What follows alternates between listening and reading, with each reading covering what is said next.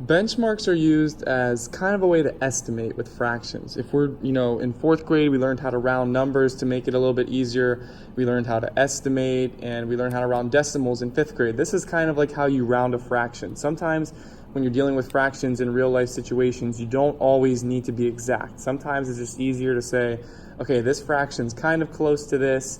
I don't need to be exact. I can just use this benchmark, and that's what we're working with today. So we're working with 1/6. The first thing I like to do is I like to draw 3 arrows, which is what I call a tree. This is my benchmark tree.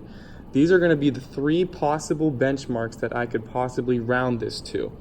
So if you look at this fraction 1/6, you know it's not a whole yet. There are no holes in front of it, and it's just a simple fraction. So since it hasn't reached 1 whole yet, our first benchmark is always going to be 0.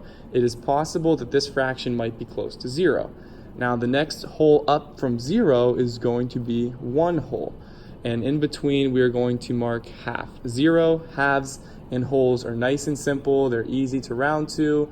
And if you were trying to simplify something to make it easier on yourself, these are what you would use. You wouldn't use fourths, you wouldn't use fifths, you wouldn't use sixths.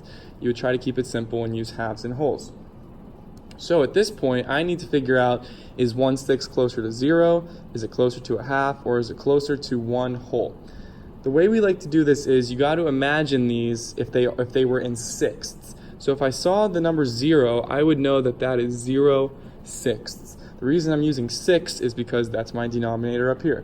If I'm looking at a half, and this is kind of tricky, we got to remember our halves. If I'm looking at 1/2, I know that that is 3/6. And if I'm looking at 1 whole, I obviously know that is 6/6. At this point, all you need to do is figure out, okay, is this closer to this, or this?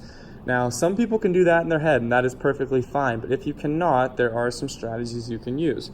So for example, I'm going to start up here, and as I go down each branch of my tree, I'm going to count how many times I need to jump to get to that bottom fraction. So if I started at 1/6 and I counted down once, that would get me to 0/6. If I started at 1/6, I would have to count up to get to 3/6. So I would go 1/6, 2/6, 3/6. That would make 2 jumps. If I wanted to count from 1/6 to 6/6, I would go 1/6, 2/6, 3/6, 4/6, 5/6, and 6/6. So in the end, you need to analyze this and think, okay, which one had the fewest jumps? Obviously, this one had the fewest, so I would round 1/6 to 0. 0 is my final answer. It is close. It's only 1/6 away from being nothing. So if I was using a real life situation where I wanted to round, I would just consider that nothing because it's so close to nothing. Now, another example that we might be faced with is if you had a whole number in front.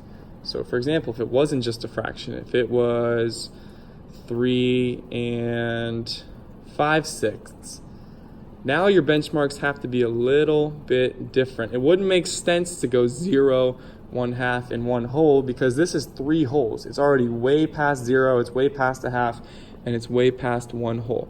So what you want to do is when you're choosing your benchmarks, you want it to match that whole number.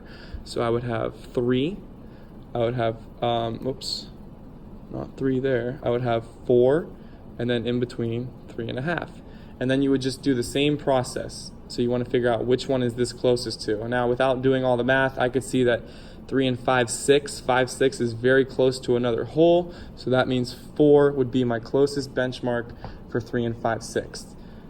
Now, if you get an addition problem or a subtraction problem where you are asked to add these, so if I had 1/6 plus 3 5/6, I would just do the same thing. I would draw a tree for each of those. I would figure out what the benchmarks are, which is what we just did.